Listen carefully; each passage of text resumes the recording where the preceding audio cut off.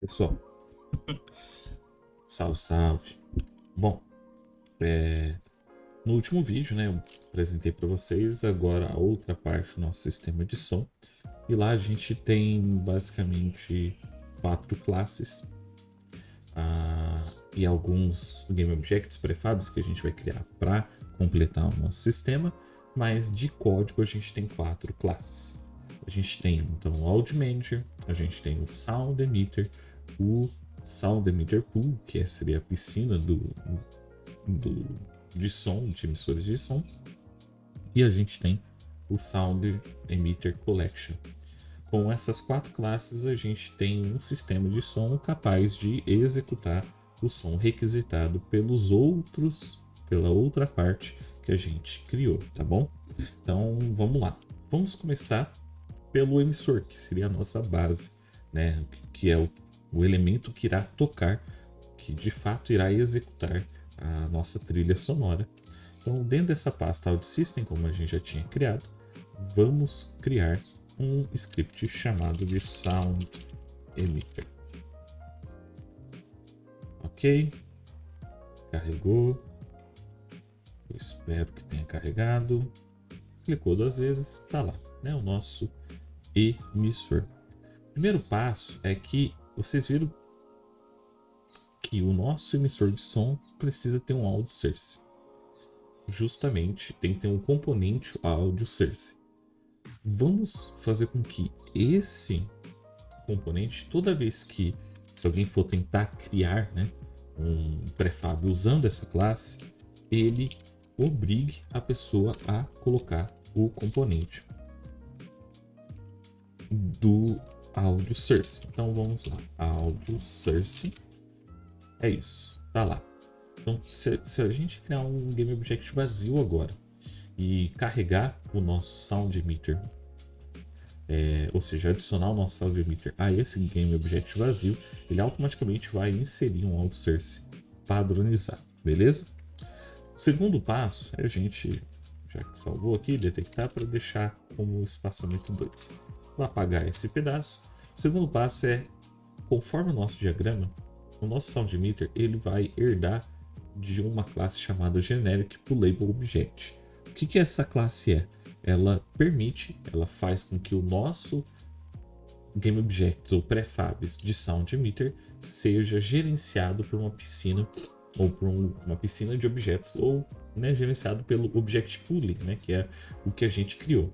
Então, vamos usar já uma classe que está criada nesse projeto de vocês, da aula sobre Object Pooling que eu gravei, e utilizar essa classe já pronta. A gente não precisa se preocupar em implementar.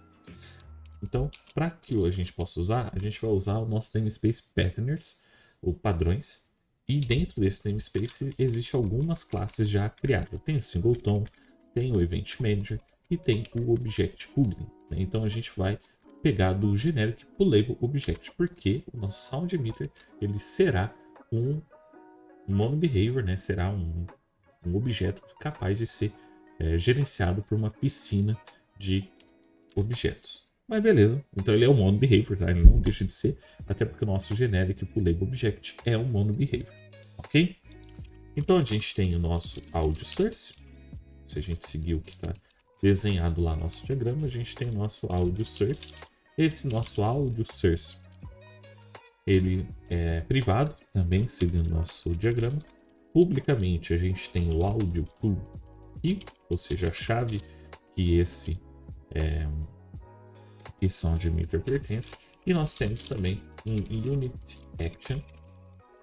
Opa, aí não vai dar certo, né? Porque a gente precisa usar o Unit Engine com events para que o Unit Action exista. E aí aqui a gente vai passar quais são os parâmetros desse método, dessa action, de toda vez que o meu som finalizar a tocar, a gente vai passar qual dos parâmetros, Sound Emitter e Audio Key. Quando a gente for implementar esses métodos, eu vou explicar o porquê a gente precisa disso, tá bom? Então é um sound finished play. Então quando o som finalizar de tocar, a gente vai invocar todos os métodos que estão assinados dentro desse Unity Action. Ó, beleza? Vou aqui implementar o nosso awake, ou seja, toda vez que toda vez que é invocado o awake dessa classe, a gente vai fazer o seguinte: audio source é igual a get component audio source, componente audio source, pega e atribui ao nosso propriedade audio source e faz com que o nosso audio source .play on awake igual a false. É isso. Por enquanto é esse aqui é o método inicial do nosso audio emitter, que faz com que quando ele acorda, quando o nosso prefab acorda, nosso GameObject acorda, ele pega o componente que já está de forma obrigatória no GameObject, componente AudioSource, e dá um false e ok. A partir daqui, qualquer outro método que usar AudioSource não vai dar um no exception, porque a gente já garantiu que o componente está selecionado, beleza? Vamos criar os métodos meio padronizados aqui.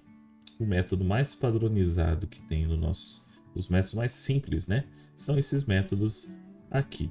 Daqui a pouco a gente vai para o Play Audio Clip, tá? Mas é esses métodos aqui que são mais fáceis de ser implementado, beleza? Então vamos para eles. Então a gente tem um método público, retorna void resume. Eu já vou dar salvar aqui. Público resume, pause, stop, finish, né? São os que a gente tem. Então, pause, stop e finish. Beleza. São os métodos que a gente criou. Então, é pause, resume, finish. Beleza. Então, vamos aqui no resume. O resume é fácil. É audiosource.play para ele voltar a tocar. Aqui a gente vai dar um audiosource.pause para ele pausar. O nosso stop é um audiosource.stop para ele parar. E aí a gente tem o nosso audiosource finish. O finish, lembrando um pouco da diferença, é que o stop ele para na onde a música, o clipe esteja tocando. O finish ele vai identificar quanto tempo falta ainda para finalizar e vai executar uma corrotina para fazer com que espere certos segundos, que é o tempo que ainda falta para finalizar, espere certos segundos e aí de fato ele executa.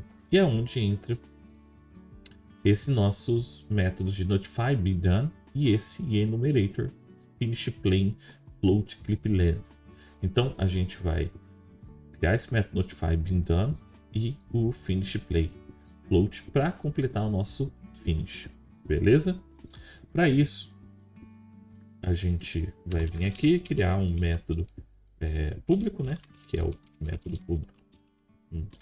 Ele retorna nada, notify being done, ou seja, finalizou. Então quando ele finaliza, a gente vai chamar o método onSoundFinish, passando o próprio sound emitter e passando o audio cookie. Passando a própria chave desse objeto. Beleza, então o notify being done é quando de fato vai ser finalizado, a gente vai chamar o método onFinishPlay. E o outro é um enumerator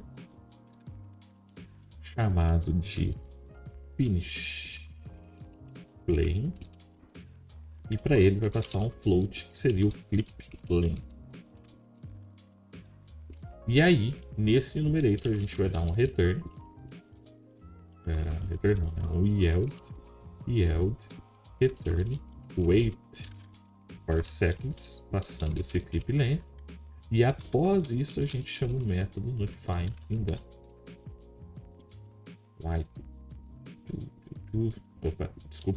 New. É isso. Então, uma vez que ele terminou de tocar porque está esperando o nosso finish, ele chama o notify being done e aí ele passa esse método. Beleza? No nosso finish, a pergunta que a gente tem que fazer é se o audio source loop é verdadeiro. Aí a gente simplesmente faz... se isso aqui é verdadeiro, a gente faz o loop igual a false. Faz um float que seria o tempo restante. Igual a audio source.clip.length menos o audio source.time, que seria o tempo atual que está sendo tocado. Esse é o tempo que falta. E aí a gente starta uma corotina passando o finish play e passando esse remain time e tá feito. Melhor, time remaining. Isso. E aí, ok. Passando isso de tal maneira que é assim.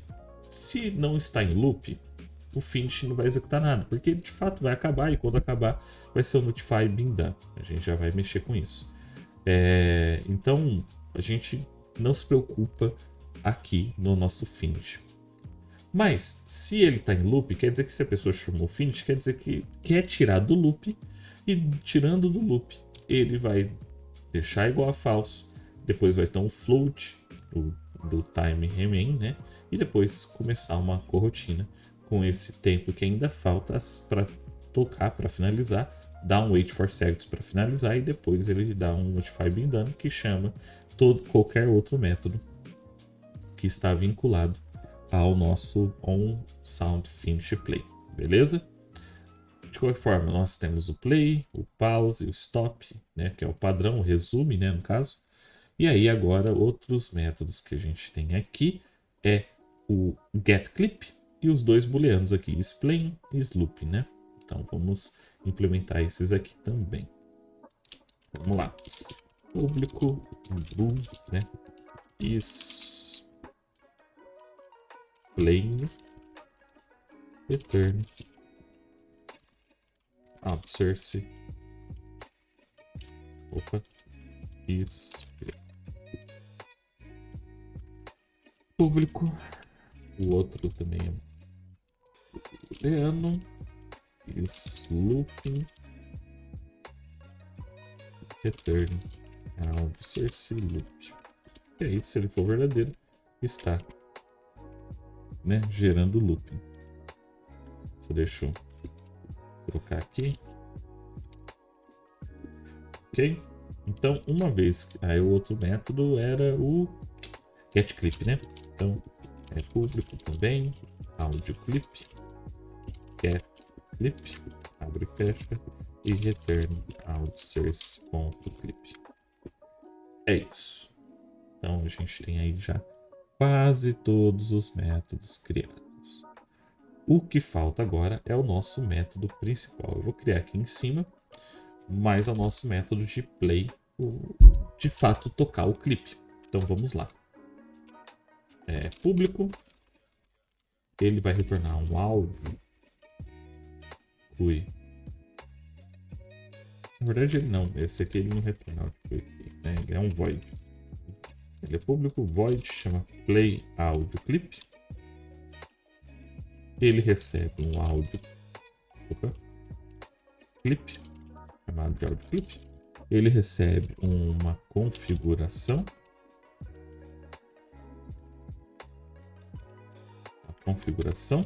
Audio configuration. Ele recebe também um booleano, as loop, ou seja, se vai tocar em loop, e recebe um vector 3, que seria a sua posição, chamada de position. Aí no final, então, ele toca esse clipe. Para tocar esse clipe, ele simplesmente tem que configurar o nosso outsource.clip, passando o audio clip. O nosso audio configuration precisa aplicar no nosso audio source todas as configurações que possui, ok? O nosso audio source.transform.position, ele vai ter a posição que foi passada para tocar. A posição do nosso sound emitter também vai ter essa posição. Beleza? o nosso audio source loop vai ser igual ao res loop, que é o que foi passado. A gente vai resetar o nosso audio source para 0, ou seja, para, né, caso, como a gente vai reutilizar o nosso emissor, a gente precisa resetar ele, e aí a gente dá um audio source play para tocar nosso audio source. Uma pergunta que a gente precisa fazer aqui é assim: se ele não tem loop, quer dizer que ele precisa ser finalizado, ou seja, quando ele for finalizado, a gente vai startar uma coroutine aqui, passando aquele nosso finish plane e passando para ele o nosso audio source.clip length. Opa, nosso, em vez de audio source, é o nosso clip audio clip.length. Dessa forma a gente garante que se ele não tem loop, ou seja, se o emissor de som foi criado e começou a tocar com o loop igual a false, né, a gente vai garantir aqui que quando todo o clipe, todo o audio clip, né, todo o length do audio clip for finalizado, ele vai chamar o finish plane, e aí o nosso vai cuidar de chamar o método de onFinish plane, que aí vai remover o emissor da cena, vai guardar dentro da piscina de objetos e vai fazer tudo que tem que ser feito, que é a finalização. Mas quem faz essa finalização é o nosso Audio Manager, nosso emissor simplesmente aceita aqui. Beleza? Então, para finalizar nosso emissor de som e finalizar nosso vídeo por enquanto, a gente vai agora criar o nosso prefab de emissor de som para que então possa ser reutilizado sempre que for preciso por parte do nosso Audio Manager, pela piscina do nosso Audio Manager. Então vamos voltar lá para o Unity. Aqui no Unity ele vai compilar, né, vai verificar se tem algum erro, alguma coisa. Não tem, beleza? A gente vai criar uma pasta aqui chamada de prefabs, dentro dos nossos sistemas aqui, prefabs. E aí a gente vai criar um novo objeto vazio. Esse novo objeto a gente chama de Sound Emitter, beleza? E nele a gente vai carregar o script Sound Emitter. Observem que automaticamente o nosso Sound Emitter ele carregou um audio source e é isso. Mantenha assim, salva, vem aqui no prefab, arrasta esse carinha aqui para o prefab e beleza. Então a gente tem um prefab de Sound Emitter que representa um asset que a gente vai ficar invocando ele e mandar tocar o áudio clipe. Ele só precisa saber qual é a configuração para tocar e como que ele vai tocar. Por hoje, por esse vídeo é só. A gente finalizou a primeira classe, que é o emissor de som. O próximo vídeo a gente vai fazer a piscina de som e já mexer com o Audio Manager. Ou fazer a piscina de som e já mexer com a coleção também de Sound Emitters. E por fim o nosso Audio Manager. Então isso é tudo, pessoal, e até a próxima.